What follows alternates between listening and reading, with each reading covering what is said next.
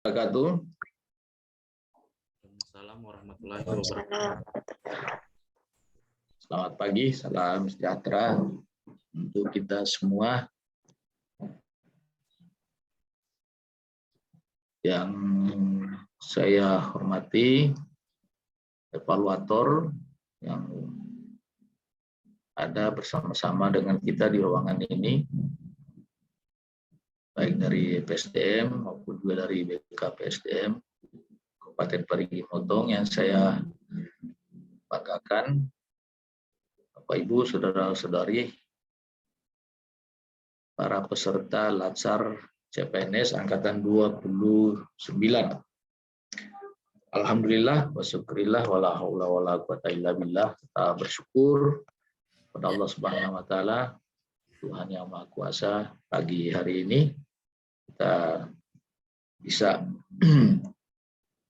ketemu dalam pertemuan perdana dari 2 kali pertemuan, insya Allah. Mungkin pertemuan kedua itu pada tanggal 9 Mei ya, setelah Lebaran, setelah cuti, kita akan ketemu untuk yang terakhir di kelompok 1 ini. Saya sebagai pengampu sangat gembira, sangat senang. Kenapa? Karena bisa bertemu dengan sebanyak 9 orang ya di kelompok 1 ini. Kelompok 1 Angkatan 29 ya, ini semuanya golongan 3, karena Angkatan 29 juga ada golongan 2. Untuk mempersingkat waktu karena hanya ada 2 jam pembelajaran, di agenda 3 ini, kedudukan dan peran ASN, saya ingin dulu mungkin kita ditanya kenal-kenal dulu ya, jangan terlalu lama, sebutkan saja nama dan unit kerjanya. Begitu barangkali Bu Risna ya, saya ingin dulu pemilik nama wajah ini. Silakan. Ya. Silakan ya. Ya.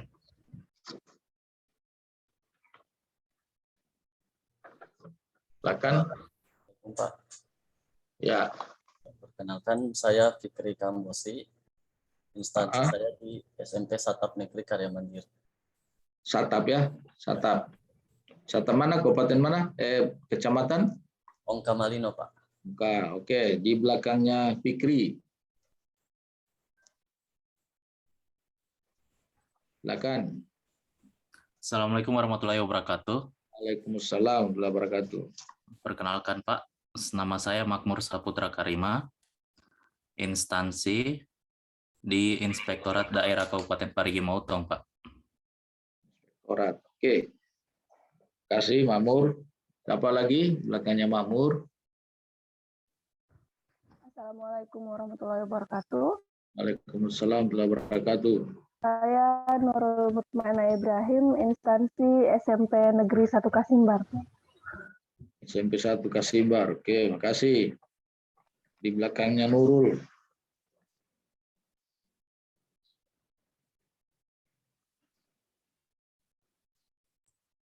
Silakan. Selamat pagi. Selamat pagi. Perkenalkan, saya Claudia Gerarda, unit kerja di Rumah Sakit Umum Daerah Anuntaloko, Parigi Motong. Oh, Anuntaloko ya, oke. Ya. Makasih banyak. Selanjutnya di belakang Claudia.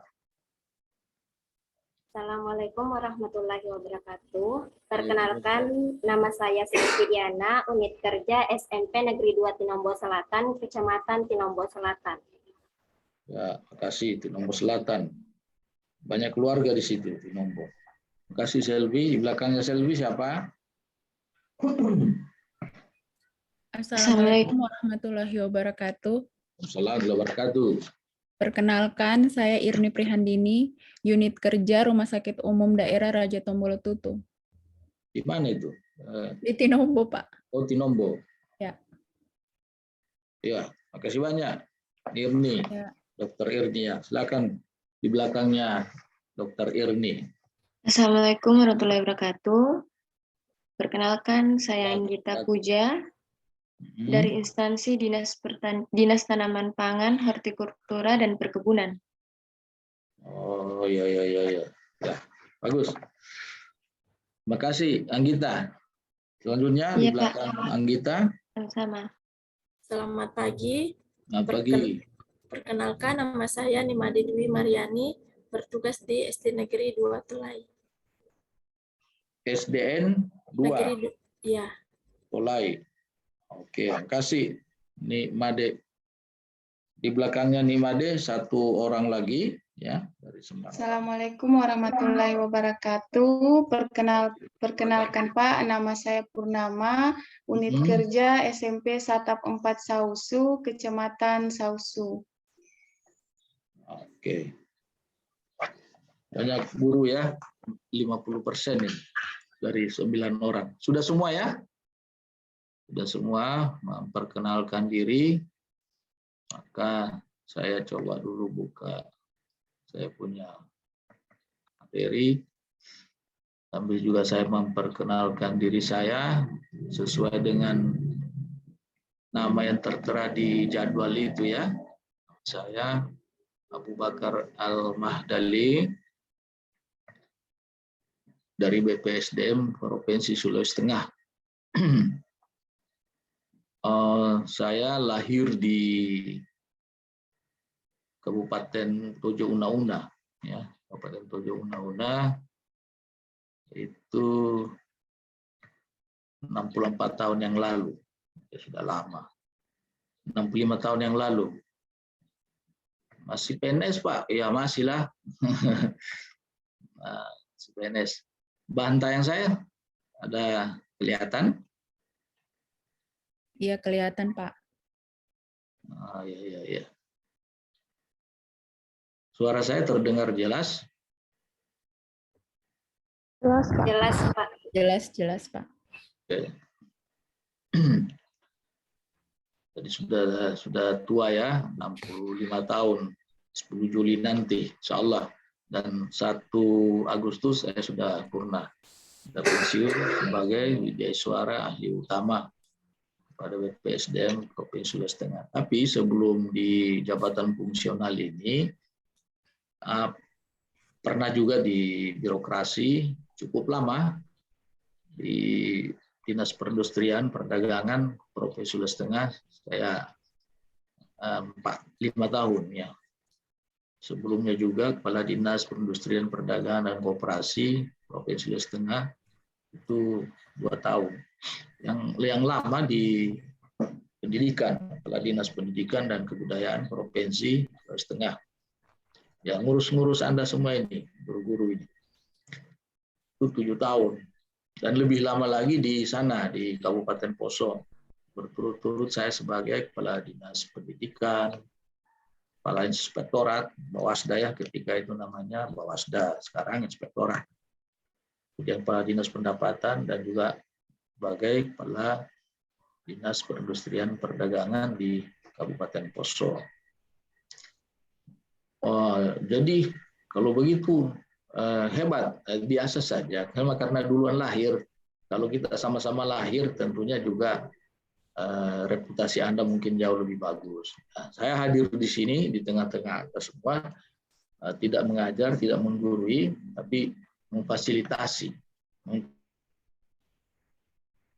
tentang pemahaman Anda, pendalaman Anda selama masa pembelajaran di sana di MOC maupun juga nanti pendalaman kita di pertemuan pertama, pertemuan kedua. Mengantar saja sejauh mana Anda memahami agenda 3 kedudukan dan peran ASN untuk mewujudkan smart government dalam memberikan pelayanan publik di masyarakat sesuai dengan tugas pokok Bapak Ibu saudara-saudara sekalian. Ini beberapa landasan dasar hukum nanti bisa dibaca-baca, tapi pada dasarnya semua itu untuk menciptakan Anda semua sebagai PNS ataupun juga ASN yang profesional, tidak cukup profesional, harus juga berkarakter, harus punya karakter dalam memberikan pelayanan publik. Ini kompetensi yang dibangun tercermin dari pembelajaran agenda, di mana agenda 1 sudah Anda pelajari, sudah Anda lalui, menunjukkan sikap perilaku bela negara, mengaktualisasikan nilai-nilai dasar yang dikatakan berakhlak itu ya. Kemudian ini sekarang kita coba di agenda 3, diskusi di sini mengaktualisasikan kedudukan dan peran PNS untuk mendukung terwujudnya smart governance sesuai dengan ketentuan peraturan perundang-undangan. Dan nanti terakhir di agenda aktualisasi habituasi, Anda nanti di sana bagaimana mempelajari supaya bisa menunjukkan penguasaan kompetensi teknis sesuai bidang tugas masing-masing. Sedikit saya memberikan penjelasan bahwa agenda 1, 2, 3, dan 4 itu tidak berpisah, ya, tidak terlepas satu dengan yang lain, ya, berkaitan. Agenda 1 sikap dan perilaku bela negara memberikan bagaimana membangun ya kesadaran, kecintaan, semangat, dan tanggung jawab bela negara sebagai PNS, sebagai ASN. Kemudian Anda juga sudah tadi di sini melalui pembelajaran agenda 2 agar supaya di sana Anda mampu menerapkan nilai-nilai dasar sebagai landasan dan kode etik sebagai pedoman bersikap dan berperilaku ASN.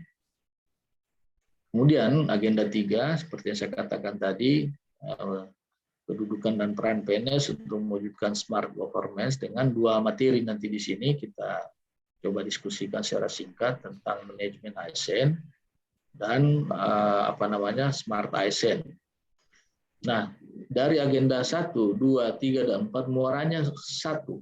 Muaranya ke bagaimana melakukan habituasi di agenda 4 selama 30 hari di tempat kerja masing-masing.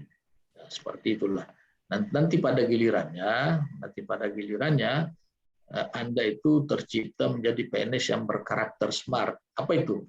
PNS yang berkarakter smart, ternyata harus memiliki jiwa integritas yang tinggi, punya nasionalisme, profesional sesuai bidang tugasnya, berwawasan global, menguasai smart digital, punya jiwa hospitality atau punya jiwa yang ramah, punya jaringan yang luas, dan punya jiwa entrepreneurship. Ya, Nah, ini deskripsi singkatnya di agenda 3 ini. Bagaimana nanti dengan pembelajaran ini, baik melalui MOC kemarin itu, terwujud semacam smart government, ya, smart government sesuai dengan peraturan perundangan yang berlaku untuk menjalankan tugas dan fungsinya sebagai ASN. Kita semua, Anda semua kan sebagai pelaksana kebijakan publik, sebagai pelayan publik, dan berkat pemersatu bangsa. Nah, itu. Tapi di sini tentunya dengan menggunakan perspektif smart ASN. Maka seluruh materi ini nanti diberikan secara terpisah. Kita mulai dari manajemen ASN dulu, baru nanti smart ASN-nya. Ini hasil belajarnya, insya Allah nanti mudah-mudahan kalian bisa mampu menjelaskan dan berpikir kritis serta kreatif terhadap konsep dan praktek pengelolaan ASN untuk mendukung terwujudnya smart governance dalam ketentuan perundang-undangan yang berlaku.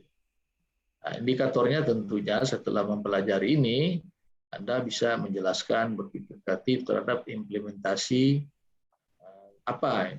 kedudukan, peran, hak, kewajiban, kode etik, kode perilaku ASN, bagaimana konsep sistem merit dalam pengelolaan ASN. Kemudian nanti juga bisa berpikir kritis terhadap implementasi kecakapan digital dalam ataupun pada perspektif literasi digital smart ASN. Jadi ini taksonomi Bloom ini ranah kognitif seseorang itu memang seperti ini. Ya, dari C1, C2, kemudian nanti lebih meningkat ke penerapan, menguraikan, menganalisa, menilai, dan mencipta. Kalau di ranah C1, C2 ini sudah Anda lewati. Tapi saya mau coba 1-2 orang secara singkat. Silahkan menyampaikan pengalaman hasil pembelajarannya pada saat MOC kemarin itu. Khususnya dulu tentang manajemen ASN. Ya, sebentar kita lihat dari Smart ASN-nya kan, waktu belajar di OMC ada modul manajemen ASN, ada video, ada podcast. Silakan resen apa saja yang tidak ada yang tertinggal.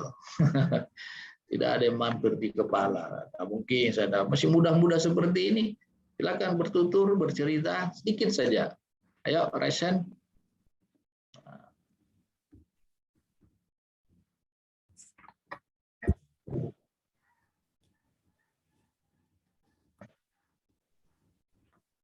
Silakan, Makmur.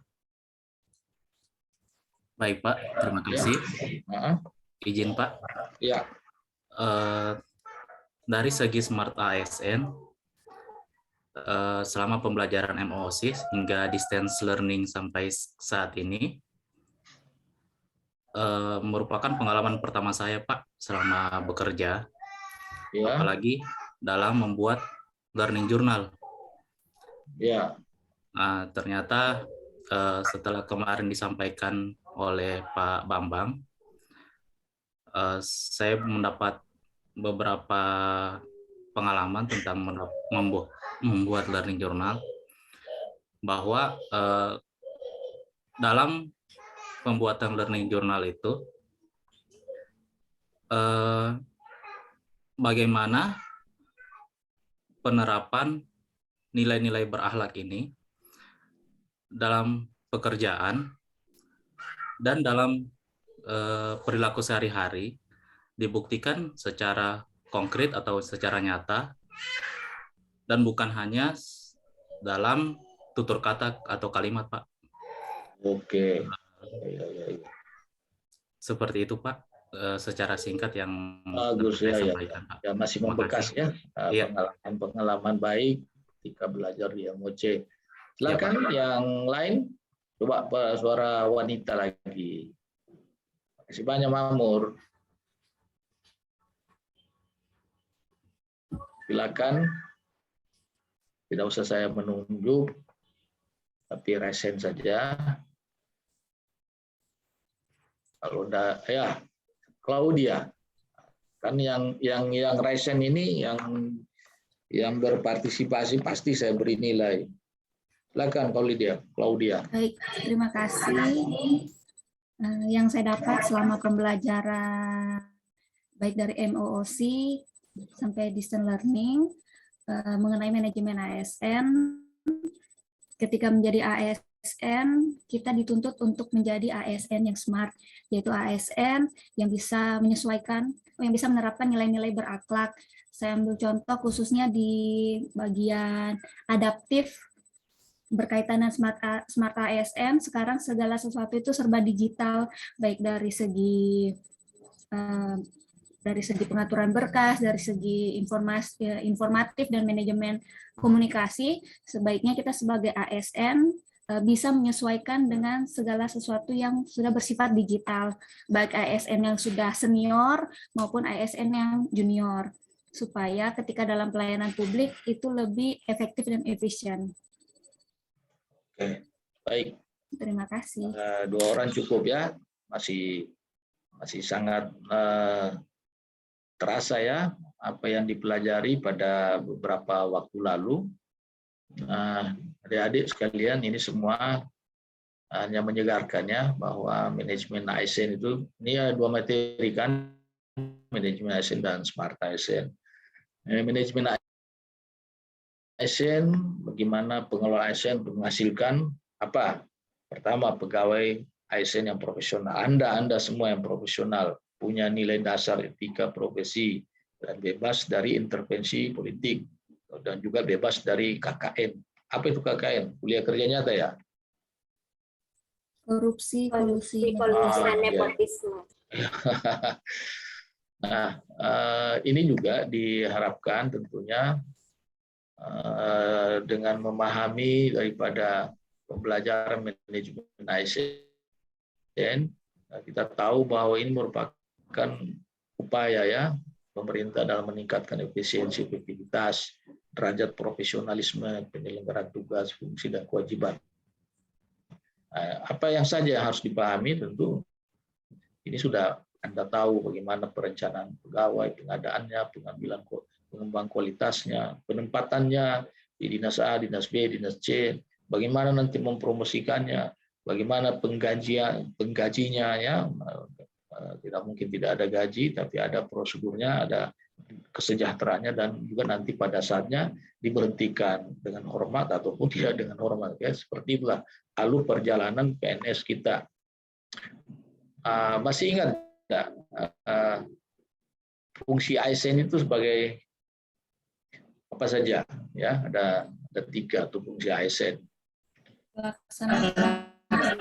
Kebijakan publik, pelayanan publik, perekat dan pemersatu bangsa. Oke, nah, lewat itu ya. Mudah-mudahan sesuai dengan tugas pokok kita ini, kita betul-betul profesional ya, bekerja sebagai pelaksana, sebagai pemersatu, dan sebagai pelayanan publik. Anda kenal kan waktu baca kemarin itu ada 2 PNS, ada 2 ASN, yaitu PNS dan PK. Nah, sebetulnya sama dan bedanya di mana ya, secara singkat saya ingin tahu saja. Samanya di mana, bedanya di mana? Di present. Karena saya kasih nilai, setiap yang berkomentar tuh ada nilai. Ya, silakan Fikri. Bedanya di hak juga Pak, sama waktu kerjanya. Kalau P3K kan terbatas selama kontrak, kan tidak terbatas untuk kontraknya berapa tahun. Oh iya. Ya, oke, makasih Fikri. Makasih Nimade. Yang lain apa lagi? Ya Pak, terima kasih. Dari segi haknya, kalau PNS menerima tunjangan hari tua, sedangkan P3K tidak menerima itu. Itu yang paling ya, yang paling tunjangannya. Jadi jaminan pensiun dan jaminan hari tua. Kalau di PNS dapat, tapi di P3K itu tidak. Tapi hak-hak lain untuk pengembangan promosi itu sama saja. Mereka bisa juga jadi pejabat struktural, pejabat fungsional, sama seperti PNS. Jadi secara menyeluruh kita semua namanya ASN. Oke. Nah, ini kalau P3K dia tidak mendapat tunjangan di hari tua. Tapi itu tidak ada masalah saya. Yang penting pengabdian kita. Oke, kita lewat. Nah, sekarang kewajiban sebagai ASN, sebagaimana ketentuan itu, silakan satu orang yang suara keras, ingin saya dengar suaranya, baca dengan kuat. Yang pertama apa? Siapa yang mau suaranya coba? Ya silakan, Nurul. Nah, gitu.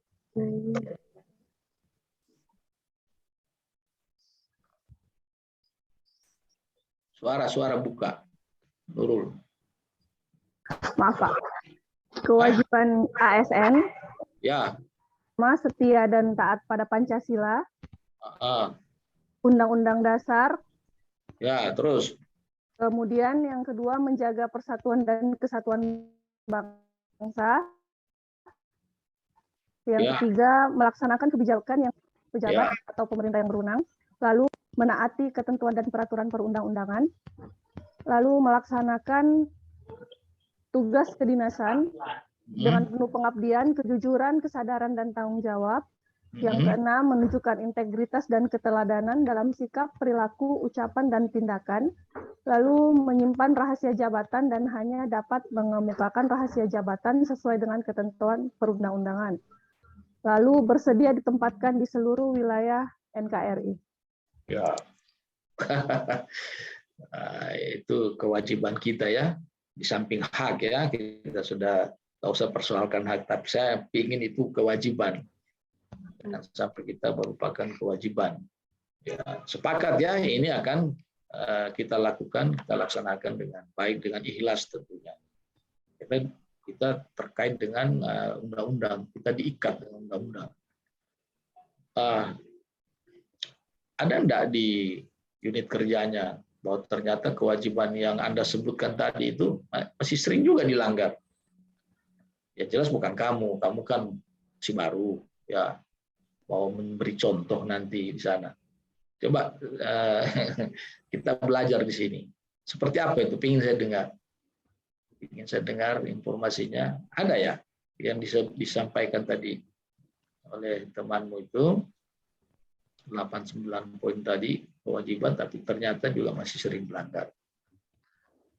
Silakan Nurul. Kalau di unit kerja saya, Pak, biasanya mungkin masih ada beberapa poin yang sering dilanggar. Ya. Seperti melaksanakan kewajiban dengan penuh tanggung jawab itu kan biasa ada oknum atau teman yang jarang hadir ke sekolah untuk mengajar. Kalaupun juga hadir, jarang masuk ke kelas, itu kan termasuk tidak melaksanakan kewajiban. Ya, makasih ya kejujurannya. Yang jelas bukan kamu kan, Purnama. Makasih. Terima kasih Pak atas kesempatannya. Kewajiban ASN yang poin 8 itu dilanggar pada pelantikan kepala sekolah di sekolah saya.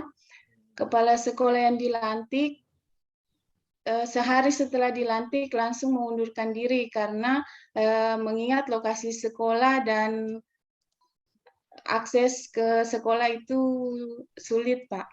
Waduh. Kepala sekolahnya tidak bersedia ditempatkan. Kalau Purnama suatu saat dilantik kayak gitu, mau enggak? Setelah itu Pak, saya langsung diberi SK PLT kepala sekolah. Sampai sekarang? Iya Pak. Bukan main hebat, waduh. Nah itu nomor 8 apa namanya itu? Coba baca itu Purnama nomor 8. Bersedia ditempatkan di seluruh wilayah negara kesatuan Republik Indonesia. Masa baru satu kampung, satu tempat, satu kecamatan. Belum dibawa ke Papua sana. Nah, itu ya.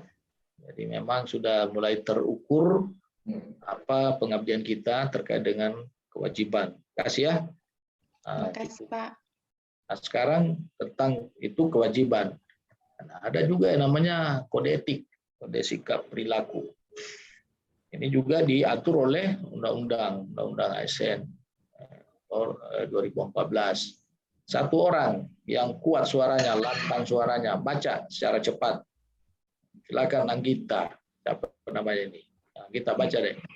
Kode etik dan kode perilaku ASN pada pasal Undang-Undang Nomor 5 Tahun 2014. Yang pertama, melaksanakan tugasnya dengan jujur, bertanggung jawab, dan berintegritas tinggi. Kedua, melaksanakan tugasnya dengan cermat dan disiplin. 3, melayani dengan sikap hormat, sopan, dan tanpa tekanan. 4, melaksanakan tugasnya sesuai dengan ketentuan peraturan perundang-undangan. 5, melaksanakan tugasnya sesuai dengan perintah atasan atau pejabat yang berwenang sejauh tidak bertentangan dengan ketentuan perundang-undangan dan etika pemerintah. 6, menjaga kerahasiaan yang menyangkut kebijakan negara. 7, menggunakan kekayaan dan BUMN secara bertanggung jawab, efektif, dan efisien. 8, menjaga agar tidak terjadi konflik kepentingan dalam melaksanakan tugasnya. 9, memberikan informasi secara benar dan tidak menyesatkan kepada pihak lain yang memerlukan informasi terkait kepentingan kedinasan. 10, tidak menyalahgunakan informasi internet negara, tugas, status, kekuasaan, dan jabatannya untuk mendapat atau mencari keuntungan dan manfaat bagi diri sendiri. 11, memegang teguh nilai dasar ASN dan selalu menjaga reputasi dan integritas ASN. Ya, 12, makasih ya kita. Ada enggak yang disebutkan 12 tadi itu di unit kerjamu ternyata dilanggar? Silakan.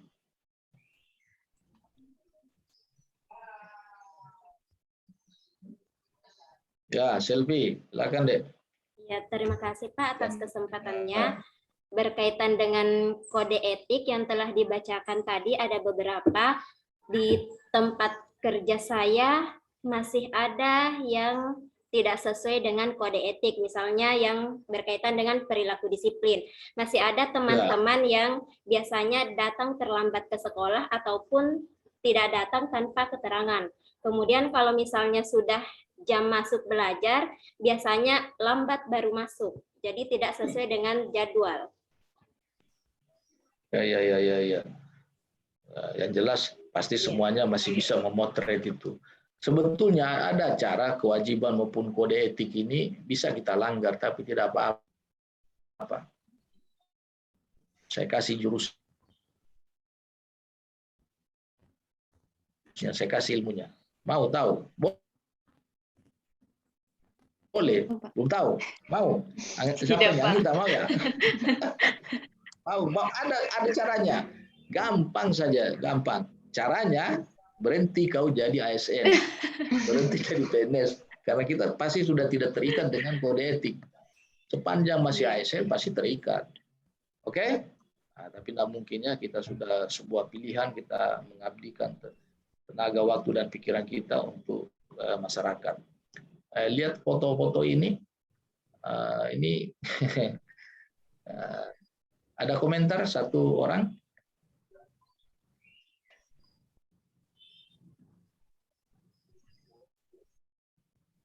Silakan Nurul. Di foto itu. Nurul ini banyak sekali nilainya nih. Tip kali. Silakan deh. Contoh pelanggaran kode etik, Pak, seperti tidur di tempat kerja, mungkin belum jam istirahat, kemudian baru apa lagi? Kemudian melaksanakan politik praktis yang sebenarnya kan tidak boleh kalau di kerja. Kemudian mencontohkan seperti minuman keras itu kan juga tidak boleh. Jelas ini foto yang nyata ya, tapi bukan di tempat kita, bukan di daerah kita. Apalagi Nurul ini tidak seperti itu. Teman-teman yang lain 9 orang itu tidak seperti itu. Dijauhi ya, dihindari ini. Kecuali tadi caranya, saya sudah kasih caranya, gampang. Berhenti kau jadi ASN, berhenti jadi PNS. Silakan lakukan.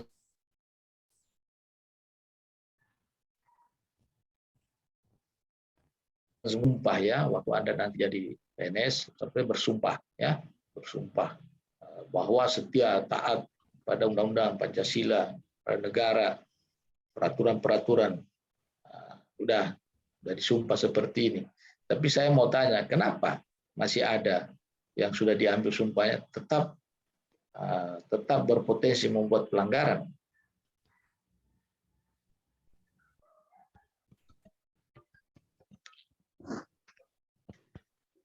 Karena kurangnya iman dan takwa. Ya. Terus ya, Anggita mesti dapat nilai. Nah, oke, karena kurang iman dan takwa. Yang lain? Nah. Claudia? Biasa sifat dasar manusia, Pak. Sifat dasar manusia, tidak puas apa? Tidak. Ya, oke. Apa lagi? Ini nyata ya, udah disumpah, sumpah berkali-kali, junjung Quran, junjung Injil, apa kitab suci sesuai keyakinannya. Silakan Nurul. Tanya juga Pak, karena menjadi ASN itu bukan keinginan atau panggilan jiwa, kan biasa juga ada orang yang jadi ASN karena supaya bisa kayak menyogok gitu kan Pak. Ya. Benar.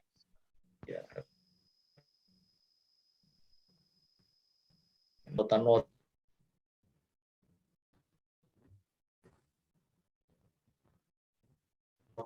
betul-betul pertolongan Anda Allah Subhanahu wa taala. Banyak sih ASN hanya cuma menggugurkan kewajibannya saja. Iya.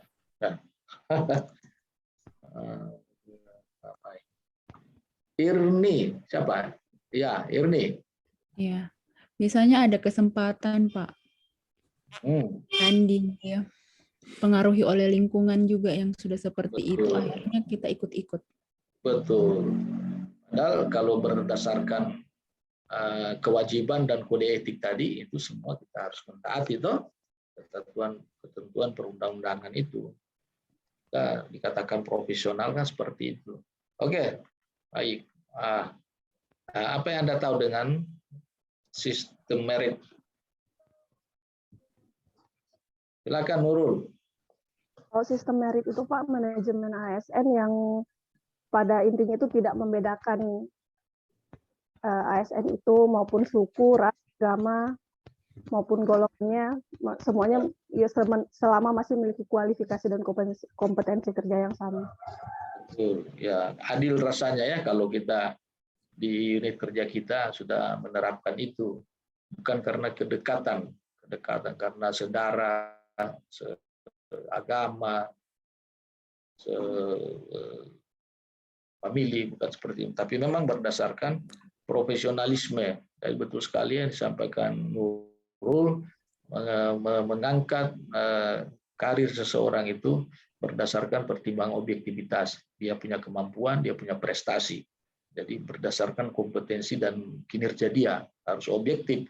Mulai dari rekrut, diangkat, penempatan, dan promosinya. Anda di rekrut Anda ini kan betul-betul tidak menggunakan pendekatan karena anaknya siapa atau karena membayar, betul-betul karena objektivitas. Nah, inilah nanti yang menyelamatkan bangsa dan negara ini, para pejabat-pejabat ataupun ASN pelayan publik, pelaksana kebijakan publik yang betul-betul diharapkan yang profesional, karena rekrut awalnya udah bagus, kemudian diangkat dengan bagus, ditempatkan, dipromosikan tadi, siapa tadi itu yang jadi kepala sekolah, umur masih muda, karena dia ikhlas, dia senang. Ini semua yang diharapkan nanti bisa mengajar anak-anak kita dengan baik. Oke.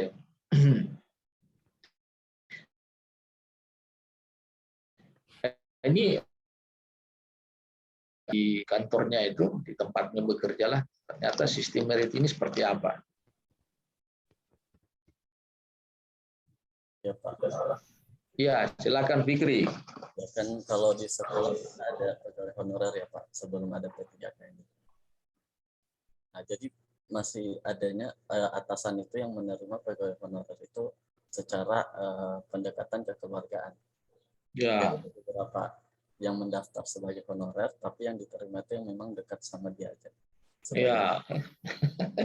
Jadi memang kalau cerita kayak gitu memang ada saja celahnya ya. Mungkin padahal kita sudah disumpah. Nah, ini semua Anda nanti insya Allah ke depan bisa mewarnai unit kerjanya, minimal Anda tidak begitu. Tapi kalau punya kewenangan, punya kebijakan, jangan. Harus bisa memberikan contoh keteladanan. Nah, seperti itulah kira-kira manfaatnya kita belajar di sini, khususnya manajemen ASN. Nah, kadang-kadang juga ya di OPD, di instansi kita masing-masing itu ada kasus yang tentang netralitas ya, netralitas pada saat ada pemilihan, apa itu anggota DPR atau pimpinan daerah. Nah, kita seperti di foto-foto tadi itu. Nah, kalau seperti itu, menurut Anda, sebetulnya apa penyebabnya? Apakah nanti itu berdampak pada karir si PNS itu? Dan sebetulnya bagaimana yang bagus ya, solusinya seperti apa? Silakan 1-2 orang.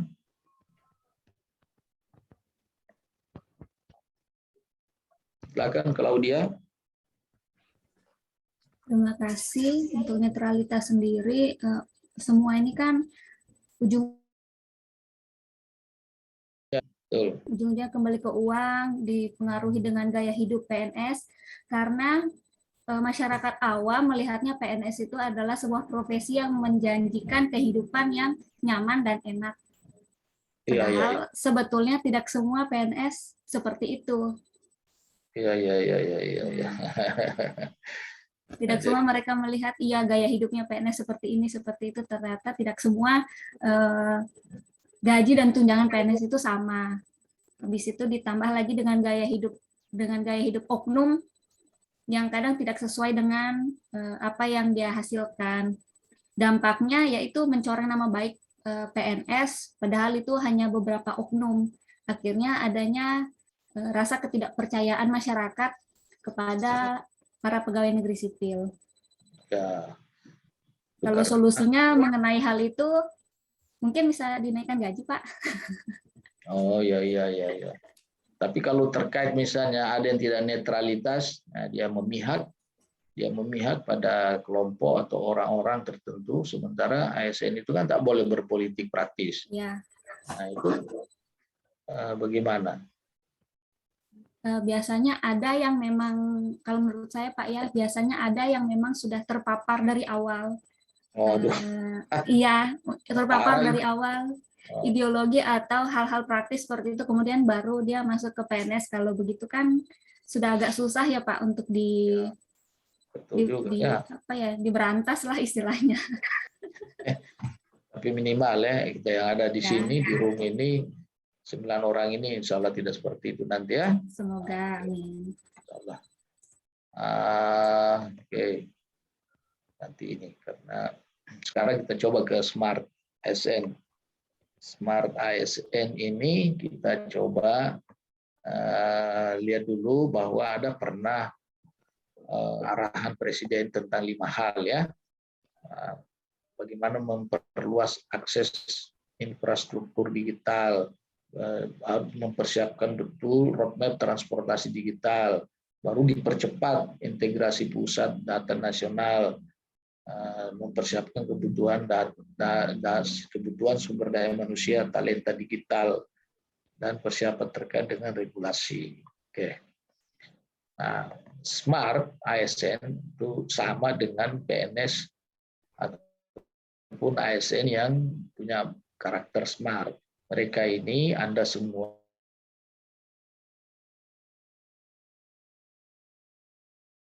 kenal yang tinggi dan mampu beradaptasi dengan semakin responsif terhadap perubahan dan pencapaian tujuan organisasi. Smart ASN ini juga memberikan tipikal ataupun profil ASN yang punya integritas, punya jiwa nasionalisme yang tinggi, profesional ya sesuai tugasnya masing-masing, punya wawasan global dan menguasai TIK, teknologi informasi dan komunikasi, dan bisa berbahasa asing ya, berjiwa hospitality, itu ramah, berjiwa entrepreneurship tadi di awal ya, keterkaitan agenda sudah saya jelaskan ini yang dikatakan dengan Smart ASN itu. Nah, ini nanti tentunya akan mendorong kepada penciptaan smart governance, mewujudkan tata kelola, tata pamong pemerintahan efektif, efisien, komunikatif, dan terus melakukan peningkatan kinerja birokrasi. Nah, melalui apa? Ini inovasi dan adopsi teknologi, khususnya TIK. Karena kehadiran TIK ini akan memberikan pelayanan yang maksimal kepada masyarakat. Sebagai contoh misalnya adanya mall pelayanan publik, ada pelayanan kesehatan terpadu, masih banyak lagi nih. Karena apa? Karena hadirnya teknologi informasi dan komunikasi oleh para ASN ataupun juga PNS yang memberikan pelayanan terpadu. Tadi sudah ada satu orang menyinggung sebetulnya ini ya, berangkat dari pengalaman diskusi yang lalu. Sekarang saya tanya, mengapa diperlukan Smart ASN ini? Tadi identik dengan ASN yang punya karakter smart itu antara lain memiliki kecerdasan, literasi digital. Ada beberapa tadi, integritas, profesionalisme. Saya cuma tanya, mengapa ini diperlukan? Silakan.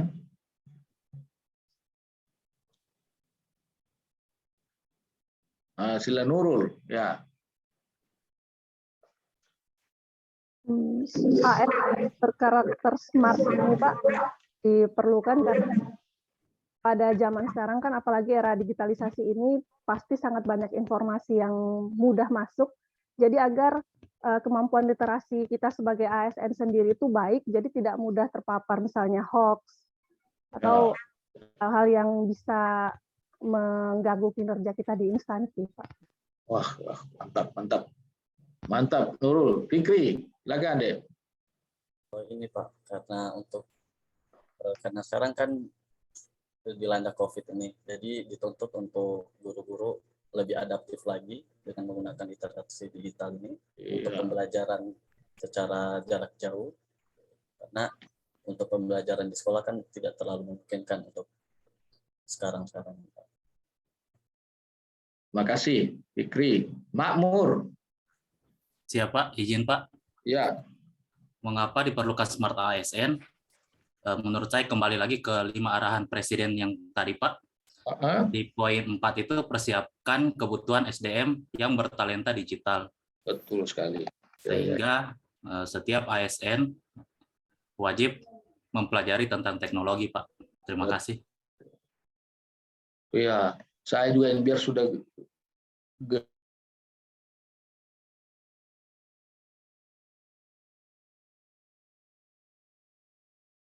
berapa puluh tahun, tapi masih juga mampu bisa menyesuaikan lah. Termasuk saya bicara dengan Anda ini melalui Zoom meeting kan termasuk perkembangan IT ya, yang kita coba beradaptasi lah.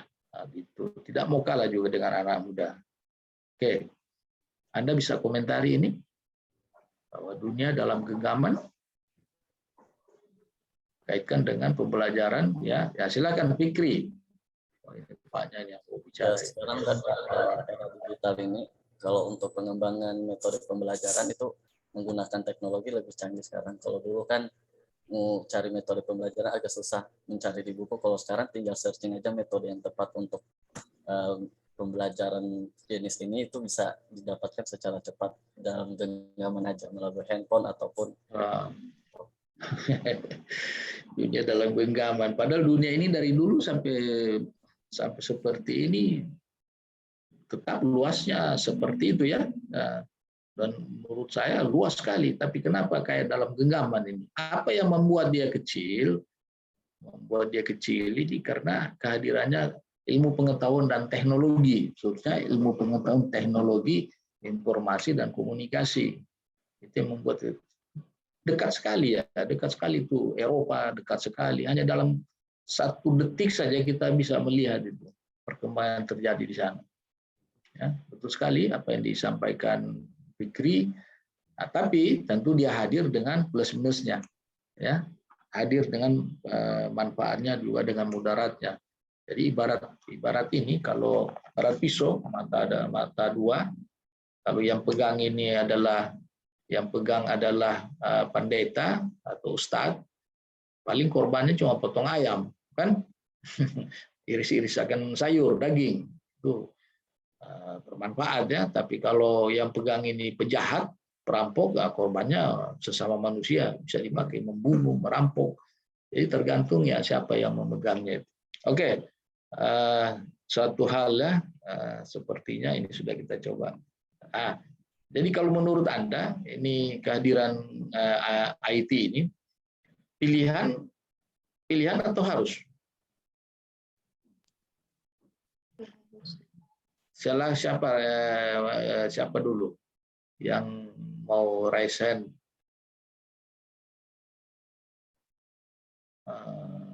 Nurul, ya.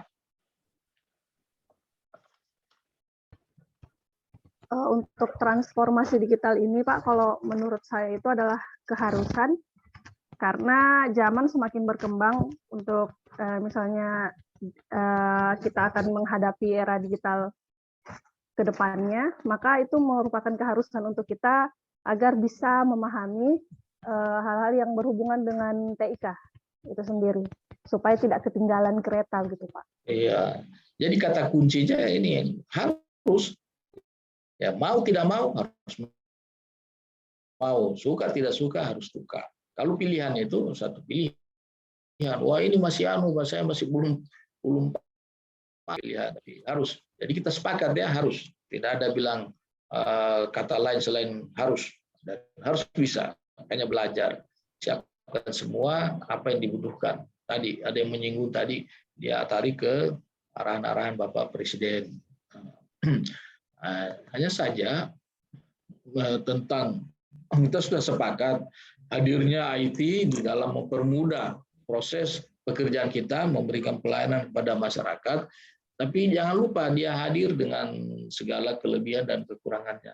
Sehingga dibutuhkan semacam kompetensi ya, kompetensi kita bagaimana memahami ini dalam berperilaku sebagai orang yang ada di dalam dunia ini sekarang ini. Nah, Ada 4 kompetensinya, ada macam digital skill, ada digital culture, digital ethics, dan juga digital safety. Bisa dijelaskan itu? Pemahaman Anda tentang itu, silakan Nurul. Kalau untuk digital skill sendiri itu Pak adalah lebih ke kemampuan menggunakan perangkatnya. Ya. Kemudian kalau digital culture itu kemampuan membaca, menguraikan, dan membiasakan dalam keseharian untuk digitalisasi itu sendiri. Kalau digital etik itu kemampuan menyadari dan menyesuaikan diri tentang tata kelola etika digital. Lalu kalau untuk digital safety sendiri, kemampuan kita menimbang dan menganalisis penggunaan perangkat itu untuk sehari-hari, seperti itu, Pak. Iya, saya kira benar sekali ya apa yang disampaikan oleh Nurul tadi. Tapi ini sudah terjadi di tengah-tengah kita, di tengah-tengah kehidupan masyarakat. Dilihat dari skill-nya, ada yang sudah menguasai, ada yang masih antara memahami, mempelajari. Dilihat juga dari culture-nya, ternyata masih terkendala dengan wawasan yang dibangun, wawasan kebangsaan yang tidak sesuai dengan nilai Pancasila, keragaman kita, Bhinneka Tunggal Ika, bagaimana soal etikanya bermedsos, ya, bermain di dunia maya, bergaul di dunia maya, kan sebenarnya tidak ada bedanya juga dengan kita kalau bertemu di daratan bersama-sama di dalam satu ruangan. Harus tentu mempertimbangkan hal-hal yang sifatnya bisa menghargai diri sendiri, menghargai diri orang, kelompok, dan sebagainya. Sehingga perlu pengamanan, termasuk apa contoh-contohnya itu ya. Kalau dalam sehari-hari, dalam menggunakan media sosial ini, bisa dikasih contohnya. Misalnya berita-berita hoax, itu kalau berita hoax bagusnya diapain itu? Kalau kamu dapat berita hoax atau membuli atau berita-berita yang propaganda yang tidak bagus, nah itu kan sudah melanggar norma, melanggar etika. Itu sepertinya bagaimana bagusnya, ya? Jangan turut menyebarkan, Pak. Minimal di situ, minimal jangan turut menyebarkan. Lalu saya pokoknya komitmen, siapa yang bicara itu saya nilai. Jadi minimal tidak menyebarkan berita-berita hoax. Itu. Nah, kayaknya Anda sudah memahami semua ini ya, apa yang dijelaskan oleh Nurul tadi. Kalau di di dalam keseharian di tempat kerja tentang 4 kompetensi literasi digital itu seperti apa? Seperti apa isunya atau masalahnya ada di unit kerja masing-masing ya. Silakan Nurul. Di unit kerja saya, Pak, lebih ke digital skill-nya. Karena kan kalau di sekolah itu kan guru-guru ada yang guru yang lebih senior lah, lebih tua umurnya. Biasanya guru-guru yang lebih senior ini sudah malas begitu, agak malas-malasan untuk mengupgrade ilmu tentang digital ini, tentang TIK ini, karena merasa masih banyak guru-guru yang lebih muda yang bisa mereka andalkan gitu kalau untuk hal-hal seperti digital skill ini. Kalau di sekolah seperti itu kenyataan ya, bahwa umumnya kelompok-kelompok generasi tua itu memang kurang begitu tertarik, agak sulit mungkin ya mempelajarinya.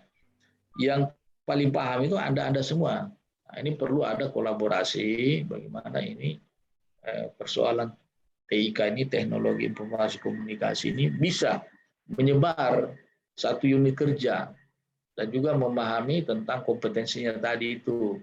Setelah secara skillnya tadi sudah bisa, tapi juga itu belum cukup kan? Kalau belajar tentang kompetensi literasi itu kan tidak cukup kalau cuma mampu secara skill, tapi juga secara norma, aturan, etikanya bagaimana. Karena kalau kita juga ikuti perbincangan di media sosial itu Pastinya laki juga ada di sana. Kadang menjadi bahan lelucon juga, tapi ada juga yang tidak terlalu bagus ya. Nah, gitu. Ada satu hal sebetulnya kalau kita sebagai negara yang punya landasannya ideologi yaitu Pancasila ya, sila pertama, ketuhanan yang maha esa dan seterusnya itu ternyata itu sangat penting dikaitkan dengan pengamalan ataupun pelaksanaan literasi digital. Nah, kalau menurut saudara, kalau seandainya kita sepakat itu kita bisa menyimpulkan bahwa pengamalan nilai Pancasila itu sangat penting di dalam kita melaksanakan literasi digital di kerja masing-masing. Apakah ada potensi dampak yang muncul kalau itu kita tidak lakukan? Kalau itu kita artinya bebas, kita tidak perlu mengkaitkan dengan nilai-nilai Pancasila. Ada keyakinan kita kalau kita berdigitalisasi, tapi jangan lupa pengamalan nilai-nilai Pancasila justru akan menyelamatkan kita dalam berinteraksi sosial di media sosial itu. Bagaimana menurut saudara, apa kira-kira dampak yang muncul bila kita tidak cukup memiliki pemahaman ataupun juga menerapkan konsep dasar nilai Pancasila dan Bhinneka Tunggal Ika di dalam kita melakukan literasi digital? Silakan Nurul. Kalau menurut saya, Pak, ketika kita tidak memiliki pemahaman tentang konsep dasar ini, ketika kita misalnya online gitu kan, Pak, terus kan sekarang ini banyak buzzer gitu, ketika ada berita-berita tentang propaganda, kita itu lebih gampang misalnya tersulut emosi seperti itu ketika kita tidak memahami konsep Pancasila dan Bhinneka Tunggal Ika ini. Terus juga kita lebih mudah untuk terpapar tentang hoax atau berita-berita tentang isu-isu agama, SARA seperti itu, Pak. Betul sekali. Yang lain, saya masih ingin dengar komentar barangkali suara laki-laki dulu. Silakan. Amur. Izin, Pak. Dampak yang muncul bila tidak memiliki pemahaman atas konsep dasar. Dalam hal ini penilaian saya atau pandangan saya dalam beretika digital, Pak. Karena jika seseorang tidak memiliki pemahaman yang baik tentang etika digital, tentunya akan menimbulkan perpecahan di masyarakat, Pak. Karena kita tahu bahwa masyarakat secara umum saat ini apa-apapun dibuat status, Pak. Baik itu baik, buruk, semuanya dibuatkan status. Baik itu menyinggung atau tidak, semuanya dibuatkan status. Tentunya jika tidak memiliki etika digital akan menyebabkan perpecahan baik dari masyarakat, bahkan bisa melebar ke perpecahan bangsa, Pak. Terima kasih. Ya, itu yang dihindari ya. Ingat itu yang saya katakan tadi, apabila kehadiran IT tadi dipegang oleh pisau yang bermata dua yang tajam, dipegang oleh pendeta atau ustadz, korbannya paling tidak hanya potong ayam. Ya, tapi kalau itu dipegang oleh jahat, sesama manusia itu bisa saling menciderai, menghilangkan nyawa bahkan. Begitu kerasnya itu literasi digital, hadirnya IT di tengah-tengah kehidupan kita. Nah, kita sebagai ASN, sebagai PNS, tentu dikandung maksud adalah untuk mempermudah pelayanan kita, pelayanan publik ke masyarakat. Nah, itu. Jadi kalau izin-izin yang 1 minggu cukup 1 hari saja pakai digital, nah gitu. Guru-guru mau mengajar, boleh dalam keadaan tertentu terjadi bencana pakai digital, dengan asumsi tentu insya Allah sarana prasarana fasilitas itu semua terpenuhi. Karena bagaimanapun di daerah-daerah terpencil, tentu ini masih sementara pembenahan ya, kira-kira seperti itu. Tapi secara umum, secara rata-rata di Indonesia ini sudah hampir. Kecuali di tempatnya Anda semua yang mengajar ini, yang jauh-jauh di mana kan? Siapa kira-kira yang masih terkendala persoalan bicara soal digital ini? Ada ya di sekolahnya di mana? Purnama, di mana Purnama? Iya, kepala sekolahmu tidak mau dilantik. Di mana sekolahmu?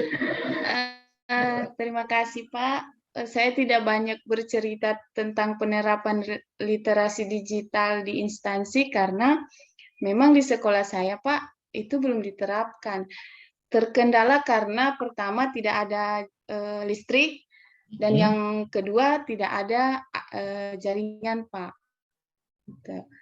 Biasanya saya hanya kalau saya turun ke kecamatan saya mengambil video untuk ditayangkan ke anak-anak. Setelah laptop lowbat ya semua selesai Pak. Dan kalau mau menghadapi ujian seperti kemarin asesmen nasional itu siswanya saya fasilitasi ke kecamatan seminggu sebelum ujian untuk praktek mengerjakan soal di komputer Pak. Jadi sangat terkendala Pak. Dan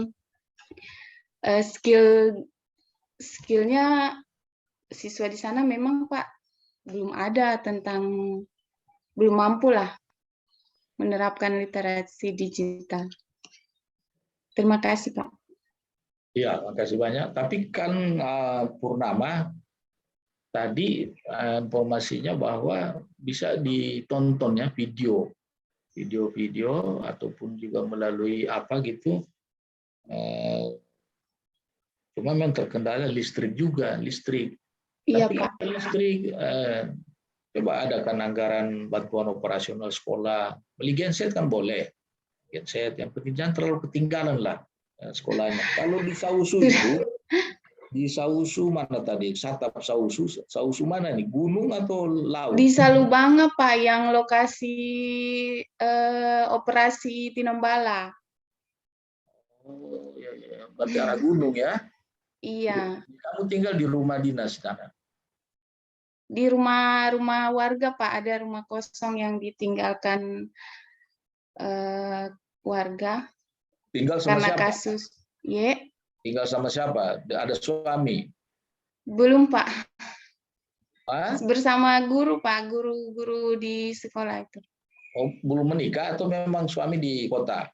Belum menikah Pak. Oh, belum menikah. Ya, siapa tahu ketemu jodoh di sana.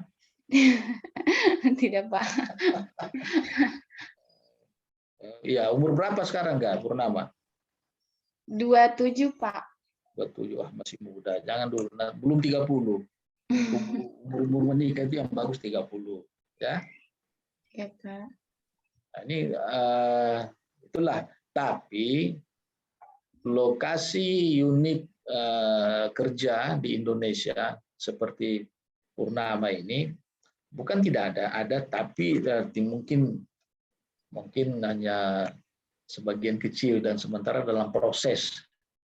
Kalau kita lihat arahan presiden itu kan coba itu semua dicoba diatasi secara bertahap, tapi saya berharap Anda juga punya inisiatif apalagi sebagai pelaksana tugas kepala sekolah, coba bagaimana inovasinya ya, sehingga anak-anak itu betul-betul tidak terlalu terkendala dengan itu. Nah, mungkin kalau jaringan listrik, kalau pemerintah kecamatan, pemerintah desa belum menginisiasi, sekolah itu bisa membeli genset, misalnya genset yang kecil-kecil. Pada saat pembelajaran menyangkut tentang itu bisa diputar 1 jam, 2 jam. Kalau jaringan kan ada pihak lain, ya, ada pihak lain yang biasa memasang jaringannya untuk wilayah-wilayah tertentu. Jangkauannya juga kalau berapa kali gunung menghalangi ini susah juga. Tapi yakin dan sabar saja jalani itu dan diakalin.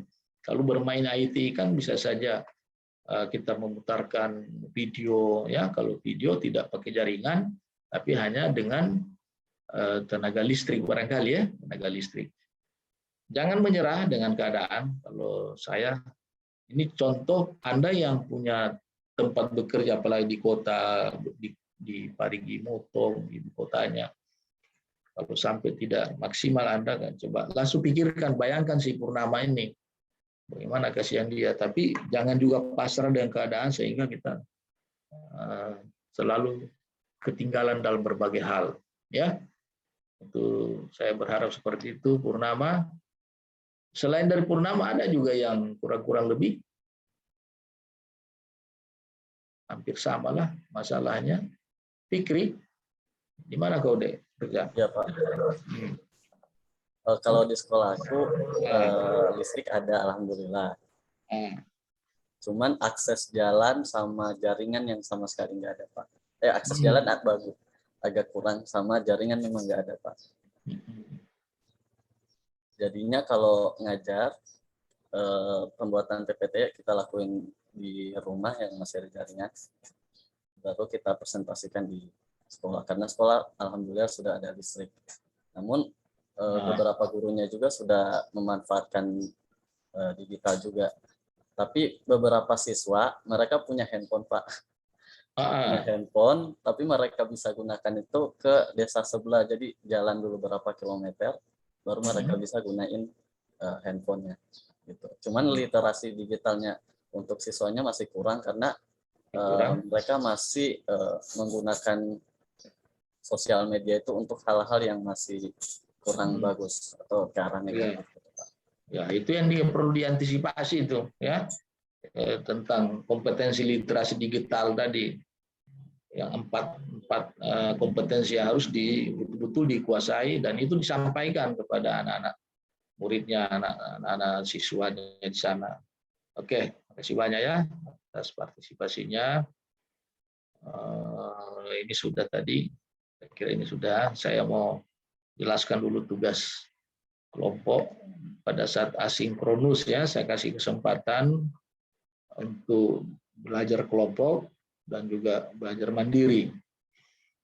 Nah, yang pertama di asinkronus hari pertama ada tugas individu. Ada juga learning journal ya. Pertama, kalau tugas individu itu saya minta Anda buat ringkasan modul. Kan modulnya itu, modul 3 kan ada 2. Modul manajemen ASN dengan modul Smart ASN. Nah, itu diringkas. Saya minta Anda ringkas, ini semua 9 orang meringkas. Kemudian yang kedua, dibuat learning journal. Learning journal untuk hari pertama, silakan menguraikan pengalaman belajar dan pemaknaan masing-masing peserta terhadap materi. Saya minta dipisah ya. Yang di sini learning journal pertama adalah kaitannya dengan manajemen ASN. Direkam ya, suaranya direkam. Saya ingin dengar juga suaranya nanti. Maksimal 3 menit lah. Ya, maksimal 3 menit. Itu asinkronus di hari pertama. Asinkronus di hari kedua, jadi di asinkronus hari pertama tidak ada tugas kelompok, yang ada cuma tugas individu. Tugas individu itu ada 2, resume dengan learning journal. Kalau di asinkronus hari kedua, ada tugas individu, ada tugas kelompok. Nah, tugas individunya yang pertama, semua ya, semua membuat terkait implementasi manajemen ASN dan Smart ASN di unit kerja masing-masing. Minimal 3 isu. Nah, minimal 3 isu Anda lakukan ini, isu pertama ini, isu kedua, tapi implementasi kaitannya dengan ASN. Nah, jadi buat 3 isu, minimalnya 4, 5 lebih bagus. Ya, banyak isu, lebih banyak nilai dari saya. Kemudian tetapkan core isunya. Apa core isu dari 3, 4? Pilih salah satu isu. pilih salah satu isu melalui tapisan isu yang Anda pahami. Silakan kan sudah dipelajari ini alat-alat analisis isu yang Anda kuasai, Anda pahami, dan setelah ada satu core isu yang terpilih, maka buatlah apa gagasan kreatif sebagai solusinya. Nah, kemudian setelah ada gagasan kreatif, coba rencanakan kegiatan yang akan dilaksanakan untuk menjawab isu itu atau melaksanakan gagasan kreatifnya minimal 3 kegiatan. Kemudian yang kedua ini buat learning journal hari kedua. Pengalaman belajar dan pemaknaan masing-masing peserta terhadap materi Smart ASN. Kalau di atas tadi ini manajemen ASN. Kalau ini Smart ASN juga dalam rekaman suara dengan durasi waktu maksimal 3 menit. Nah, kemudian ini tugas kelompok. Tugas kelompok kan ada 9 orang ini. Kelompok 1 4 orang ya. Kelompok 1 4 orang, Irni, Anggita, Claudia, dan Fikri. Itu kelompok 1. Kelompok 2 Makmur, Nimade, Nurul, Purnama, dan Selvi Diana. Nah, tugas kelompoknya ini perintahnya begini. Pilih salah satu kasus melalui media cetak atau elektronik atau pengalaman di unit kerja masing-masing. Silakan, ini berdasarkan kesepakatan kelompok. Tentang apa? Tentang implementasi manajemen ASN kelompok. Manajemen ASN ini saya arahkan ke kelompok 1 ini. Jadi kalau studi kasus tentang implementasi manajemen ASN ini kelompok 1. Kalau implementasi Smart ASN ini kelompok 2, yang 5 orang tadi itu. Jadi dipisah supaya enak nanti bargaining diskusinya.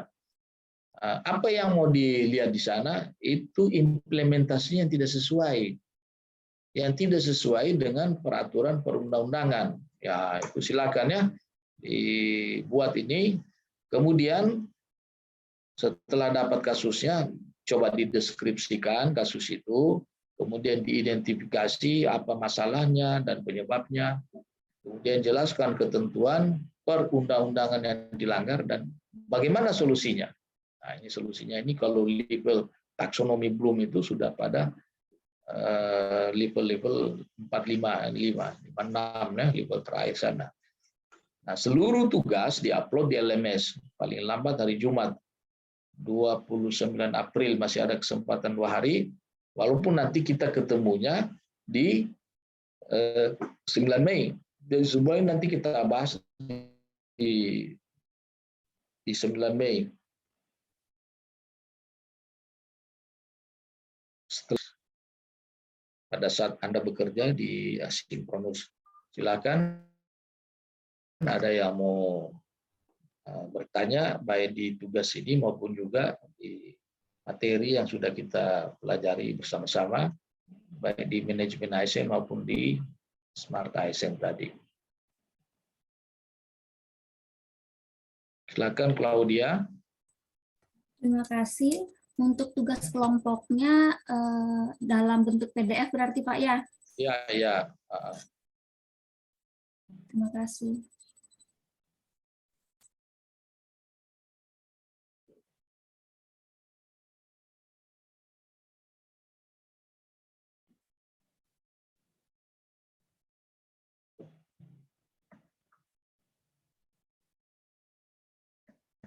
Silakan Fikri.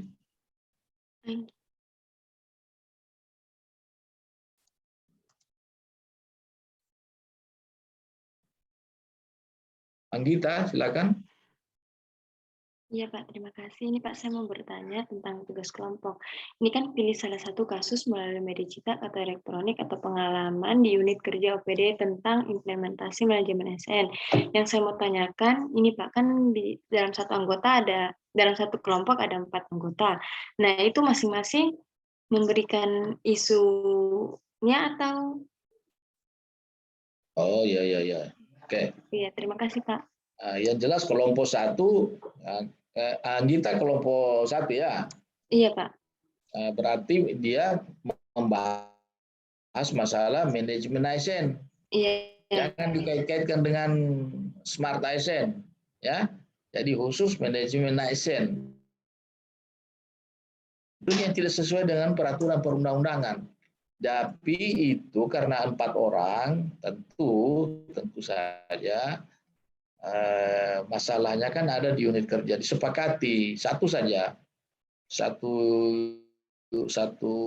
OPD saja, satu OPD. Nah, kalau mau berangkat dari pengalaman menarik tentang implementasi yang tidak sesuai dengan peraturan. Nah, misalnya, di kelompoknya Anggita ini yang mau itu Dr. Irni misalnya, di saya saja ada masalah di sana tentang pelaksanaan manajemen ASN, silakan itu diangkat. Nah, tetap dideskripsikan kasusnya, identifikasi masalah dan penyebabnya, jelaskan ketentuan apa semua yang dilanggar dan bagaimana solusinya. Atau mungkin juga ya di-share ya di media, banyak kasus OPD yang bisa diambil sebagai bahan pembelajaran. Nah, itu untuk kelompok 1. Nah, kelompok 2 jelas dia tentang Smart ASN. Begitu kita ya mungkin sama-sama dulu memberikan mengidentifikasi masalah mana yang menarik. Iya, Pak. Jelas ya, Jelas, Pak. Silakan yang lain, nanti sudah tidak ada waktu kita untuk berkomunikasi, melihat kejelasan. Kalau soal tidak jelas, nanti jawaban juga abu-abu. Kalau jelas soalnya, dipahami maksud dan tujuannya, ya kalau jawabannya itu gampang. Silakan Mamur. Izin Pak, saya bertanya tentang learning journal ini Pak. Iya. Berarti setelah kami melakukan recording suara, apakah itu langsung kami upload ataukah kami harus merubahnya ke seperti format MP3? Ataukah tetap dengan, karena pengalaman saya, jika ingin melakukan recording kan kadang beda-beda tipe filenya Pak. Apakah kami harus lakukan perubahan ke format MP3 atau tidak perlu, Pak? Terima kasih. Ya, jadi tentu pada saat Anda mau merekam itu, kan ada tulisan juga. Tulisan itu kan yang dibaca. Jadi tulisan sama rekaman itu nanti bisa di-upload ya. Di-upload nanti pada saat nanti diskusi kelompok kita di pertemuan kedua, itu rekamannya saja yang kita bisa kita lihat. Dari rekaman suara mau juga tampilkan dia punya gambar-gambar tulisan, ya silakan saja. Itu kan sudah praktek kita di sini, praktek kecerdasan digital itu seperti apa, digital skillmu itu seperti apa. Buatlah tayangan-tayangan menarik. Semua sudah berpraktek kita di sini tentang digitalisasi melalui pembelajaran learning journal di hari pertama. Tapi di hari pertama ini semuanya 9 orang itu masih pada manajemen ASN, kedua baru Smart ASN. Tuh. Nah, nanti kalau waktunya cukup, ada punya waktu cukup 3 jam pembelajaran. Kalau ini kan hanya 2 jam pembelajaran.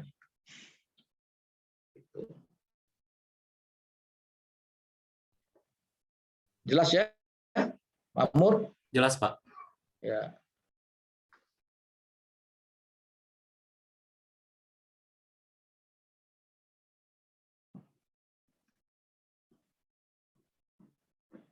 Silakan Irni, Dr. Irni Prihandini.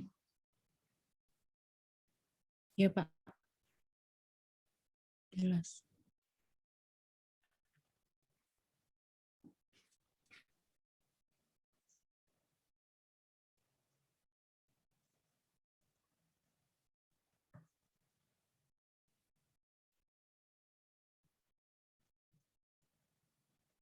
Ya, Nurul. Dan setelah itu, sebentar sebelum Nurul, saya ingin ada komentar dari Dr. Irni. Yang apa, Pak? Baik materinya maupun ini soal, semua pada dimengerti, dipahami. Iya, Pak. Sudah ya. Nanti kalau untuk learning journal, Pak, bahasa yang digunakan formal atau Ya, bahasa formal ya. Jangan pakai bahasa apa namanya? Bahasa apa di sana itu? Bahasa Tajio. Lauje. Lauje. Bahasa formal. Ah, iya. Fikri.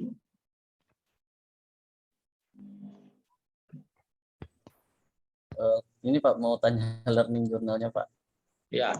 Kan kalau misalnya kita itu upload kan dalam filenya agak besar tuh Pak, kayak misalnya rekaman suara atau ada yang buat rekaman suara, mungkin ada yang buat video, mungkin kan agak besar tuh Pak. Itu bagaimana Pak? Apa kita upload terus linknya aja ditaruh atau bagaimana Pak? Iya, dibuat yang sesederhana saja, ya, dibuat sesederhana mungkin. Tapi kalau durasi waktu boleh kan 3 menit saja. Karena di pengalaman saya kemarin itu ya rata-rata juga bisa. Saya fasilitasi pembelajaran agenda 2, mereka bagus learning journalnya. Ya, Pak. Ya, Nurul tadi ada mau disampaikan, Nurul?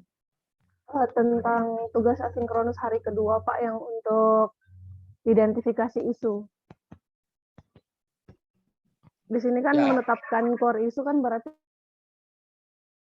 pakai APKL dan USG ya, Pak. Misalnya kalau di APKL sudah dapat poin tertinggi, apakah perlu ke USG, dimasukkan 3 besarnya ke USG atau cukup sampai APKL-nya saja? Oh iya. Tapi biasanya itu kan dari Anda yang menyetel itu. Biasanya orang kan dia pikir ya diinventarisir dari 5 isu, 2 isu baru gunakan USG dapat 1 kan seperti itu. Tapi ada juga memang, tapi lebih banyak ke mekanismenya kayak gitu. Biar jalan narasinya seperti itu ya. Kan ini sebetulnya minta maaf ini, saya lihat ini kadang dari kalau bahasa Bugis cerni-cerni hati, kemanisan hati.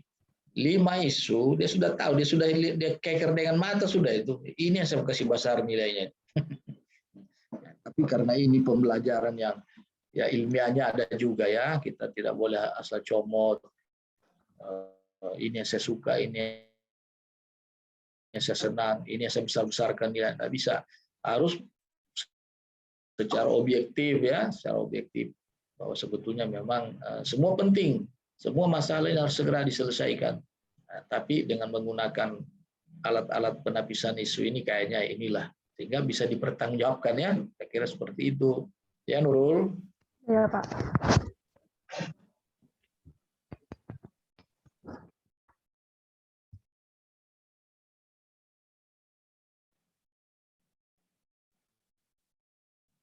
Oke, saya kira sudah kita berada di penghujung ya. 3 menit kita akan ditarik ke room besar. Saya minta 1-2 orang memberikan satu semacam simpulan sementara apa yang Anda dapatkan dari pembelajaran tadi mulai dari jam 7.30 sampai dengan sekarang ini tentang agenda 3 kedudukan dan peran ASN untuk mewujudkan smart governance sesuai dengan peraturan perundang-undangan yang berlaku.